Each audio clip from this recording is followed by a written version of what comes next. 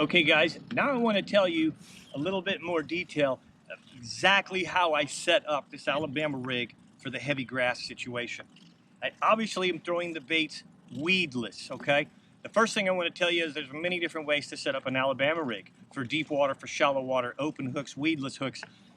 Be sure that you check whatever state you're in, how many hooks by law you're allowed to use. For example, in California, you're only allowed 2 hooks. The rest can be dummies, many dummies as you want, but only 2 hooks.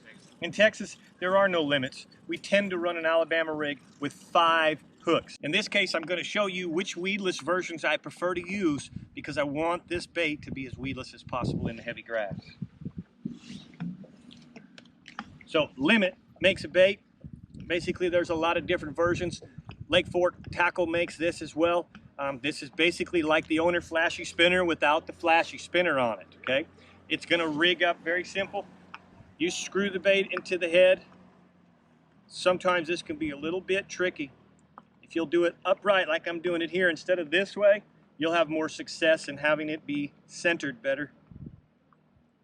But you wanna screw it all the way up and on before you turn around and set the hook in. Now this can be used all by itself, all right? I really prefer the Owner flashy spinner versions without the flashy spinner because Owner has a pin, and that pin makes it super simple to feed this bait on. You don't trip and stumble. It just goes on real easy, and again, that pin in there makes all the difference in the world. Okay, so now we've got our baits ready. Remember, I want 4 of one color and 1 different. All right, so here's the rig. It's pretty much self-explanatory. I already have 3 hanging. I'm gonna put the 4th rig on the outside.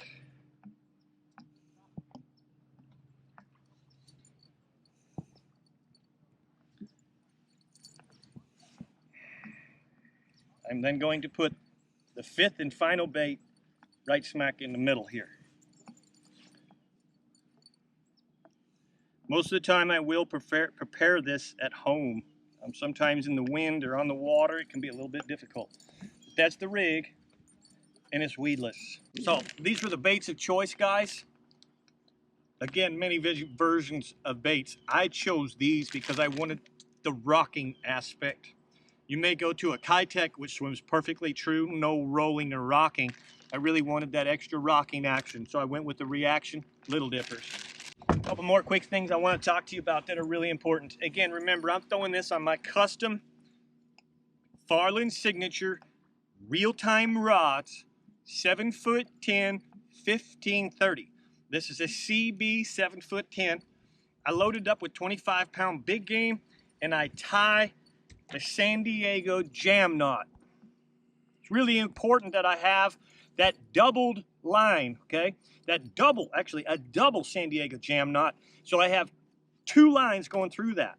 This is a heavy projectile. I'm throwing it a lot. I'm throwing it hard, and the bass absolutely annihilate it. They hit it going the other way. Man, I'm gonna tell you, you get your arm hurt when you fish with this bait, not from throwing it, from catching fish on it. Very, very vicious strikes, so you want to make sure that you have that doubled line through the eye in the tie, okay? Always inspect it. Every time you catch a fish, inspect the first foot of it, and retie frequently. Very important. One last little thing, guys. This thing can be a big old mess, man. It starts to get into other rods, other things. Where do you hang it? When you do hang it up here, it tangles in your line. It becomes a big mess. In the locker, it can even be more of a mess.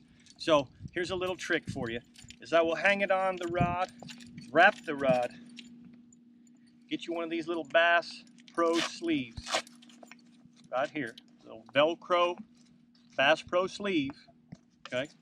You can take this bait now, protect everything. It's catching my wool gloves. It was awfully chilly this morning, so I decided to wear some Simms wool gloves. There's nothing better to keep your hands warm. But now you can see I've got that all protected. It can go in the locker, it can go next to other rods, and it won't give me a bunch of trouble. Plus it keeps those baits nice and clean and fresh for the next time. So.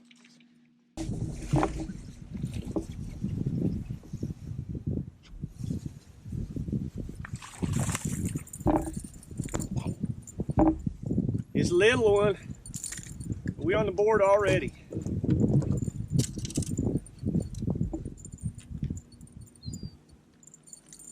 Now, last week I was catching 2 at a time, all the way up to 5-pounders.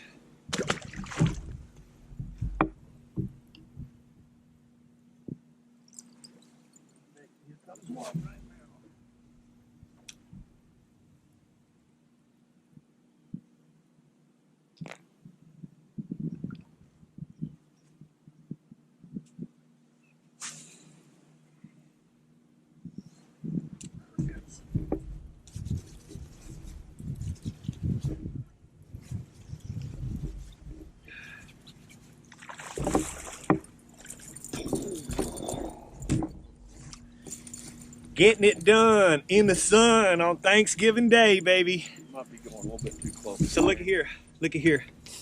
See which one that ate? It ate the middle. Remember we talked about that in the lesson? The middle being different, the middle being white gives them a target. Bam, all over it.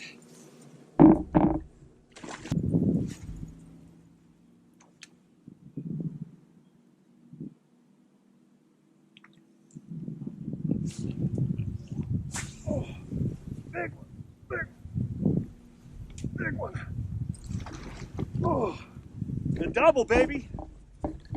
Oh. And they're so big I can't even pull them in. Pow, sucker. And that, folks, is what I wanted you to see. Whew! This is what homework will do for you, baby. You get the homework done, add a little bit of hydrilla to the lake. This is the way bass fishing ought to be in the fall. Folks, I already basically have a limit, I think. Is that 4 or 5 already? That's 4. That's 4. So I'm 1 fish away from a limit in just a matter of a few minutes.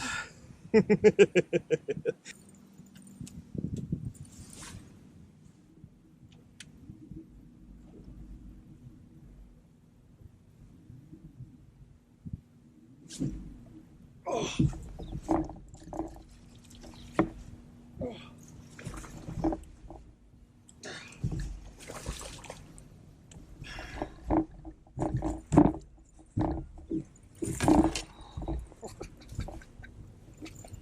I think we're catching them, boys.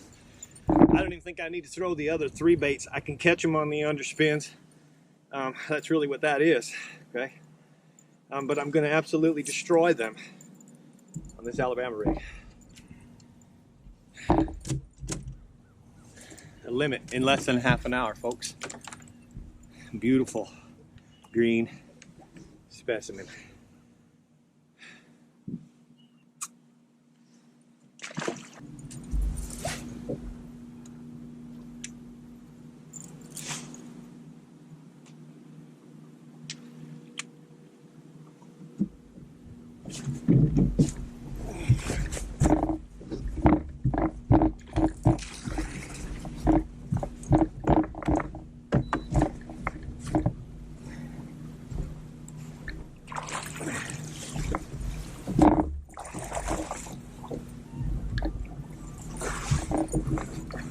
This is too awesome, folks. Absolutely crushing the bass today. Crushing the bass.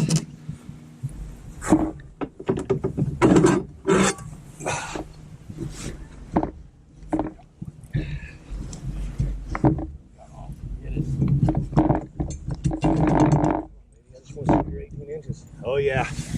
Keeper, 18-incher right there, baby.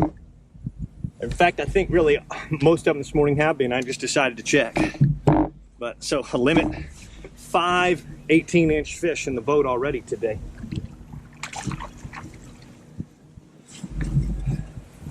That's how we do it right there, guys. I hope you learned something from this lesson.